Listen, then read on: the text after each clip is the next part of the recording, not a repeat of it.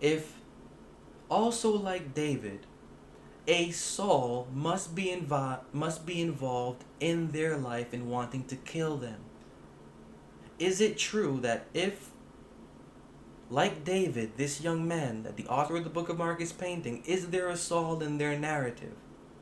Is there a Saul in the narrative of the book of Mark? Luke 13:31 and 32. The same day there came certain of the Pharisees, saying unto him, Get thee out, and depart hence, for Herod will kill thee. And he said unto them, Go ye and tell that fox, Behold, I cast out devils and do cures. Today and tomorrow, the third day, I shall be perfected. Mark 8:14 and 15.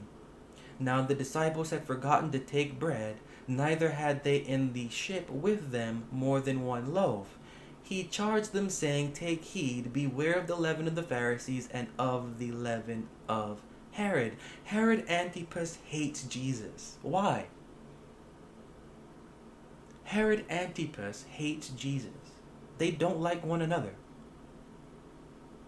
The authors really never honestly tell us why this happens.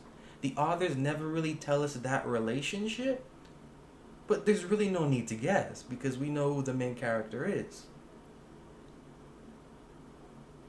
We know why they're writing the way that they're writing, and we know who they're writing about. The Jesus character is Marcus Julius Agrippa I. Agrippa I, reviewing some history here, became saddled with debts, and in 23 CE had to return home, and he stayed on the family estates in Idumea, in the land of Edom. Idumea is Edom. He was subsequently appointed as overseer in Tiberias. Tiberias is the city within Galilee that his uncle Herod Antipas built in dedication to Tiberius Caesar, who was also his brother-in-law.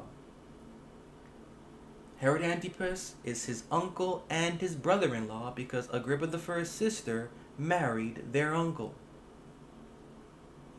Now these two, Herod Antipas and Agrippa I, they had a quarrel with one another. After that quarrel, Agrippa I went into Syria, where he became involved in debts. To escape from his creditors, he went to Rome, where he became friendly with Gaius, which is Caligula. While drunk, this is Agrippa I, while drunk, Agrippa I was caught off guard expressing a wish that Caligula was emperor instead of Tiberius. Because of this, somebody snitched on Agrippa I, which in history it's written that it is his servant, betrayed him to the Caesar, and Tiberius put him in prison for this.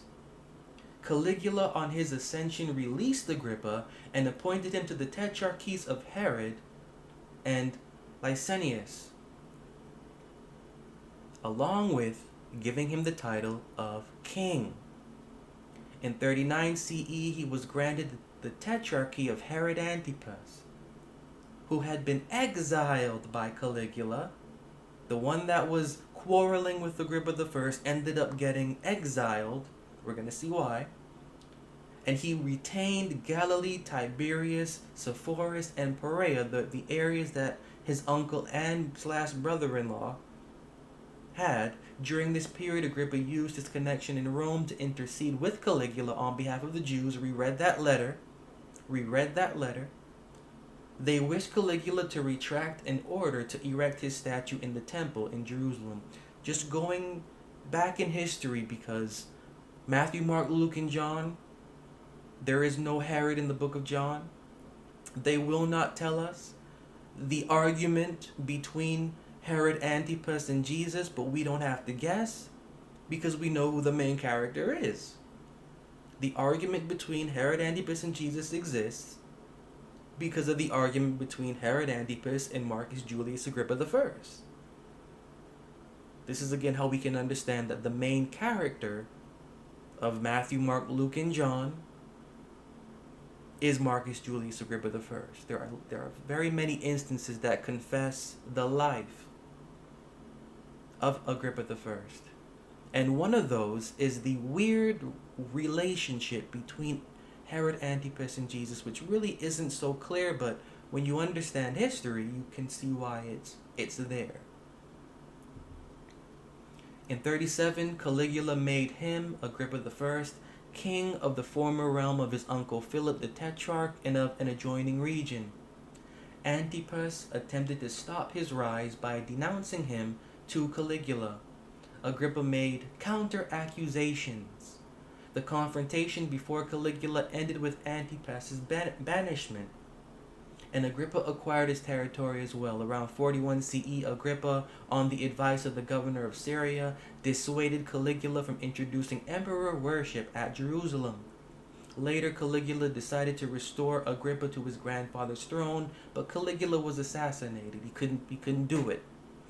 In the delicate question of the imperial succession, Agrippa supported Claudius, who emerged successful and then did what his best friend was not able to do. He added Judea and Samaria to Agrippa's kingdom, sealing up the territory and land that Agrippa I should have, which equaled in weight, in dimension, in power, in scope, in rank to his grandfather Herod the Great. The new emperor Caligula proved to be no friend to Antipas. When Herodias' brother, Agrippa I, had fallen into debt during the reign of Tiberius, Herodias had persuaded Antipas to provide for him. However, the two men quarreled, and Agrippa soon departed. Agrippa was friendly with Caligula while Tiberius was still emperor, but ended up in prison for speaking against Tiberius. When Caligula acceded to the throne in 37 CE, he not only released his friend, but granted him rule of Philip's former tetrarchy, expanding its territory and giving him the title of king.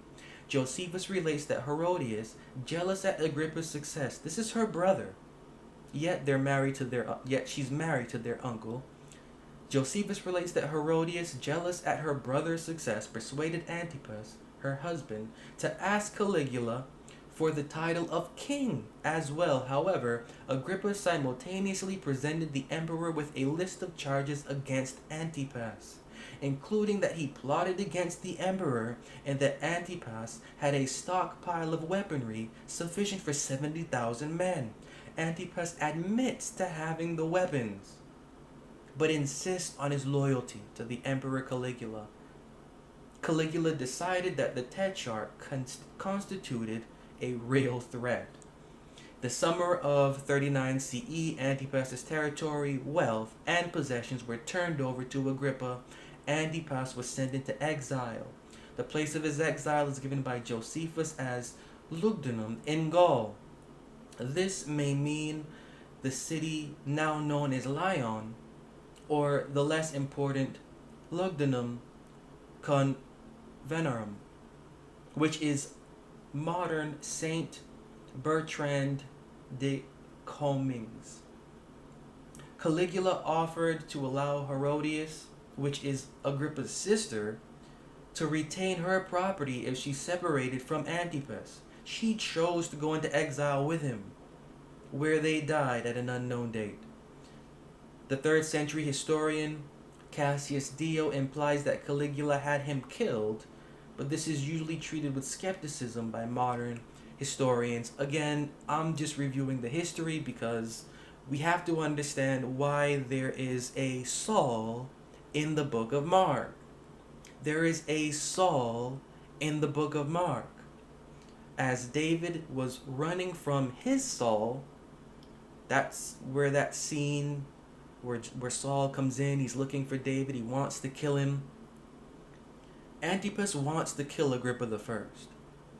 History tells us this. Why would he want to kill Agrippa I?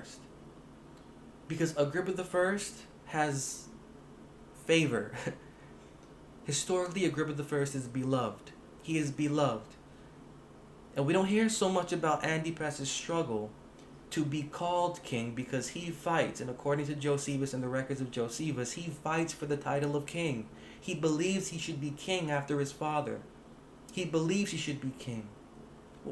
But then all of a sudden here comes his nephew. his nephew. When Herod the Great was killing all of his family members, Herod the Great spared his nephew, sent him to Rome. He gave Agrippa I the name of his best friend. Herod the Great's best friend was Marcus Julius Agrippa. He gave the name of his best friend to his grandson, which harps back to before the child is born, his name shall be called Jesus. It's the same sort of sentiment. Before the child was born, he had his name already. The favor that this Herod Agrippa had made Antipas completely jealous. History shows us and tells us. There is a real animosity between these two, because while Antipas is fighting to be king, Agrippa really doesn't have to do anything to have it, because it's just natural. It's natural. He's more in than his uncle. And so the feud is there. Matthew, Mark, and Luke, there's no Herod and John.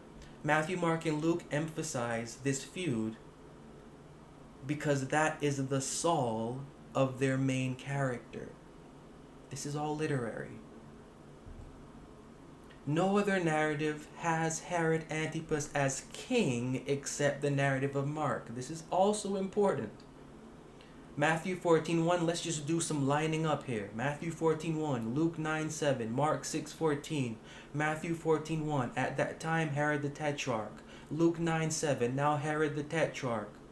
Same scheme, heard of the fame of Jesus, heard all that was done by him. When you get to Mark 6:14, and King Herod heard of him.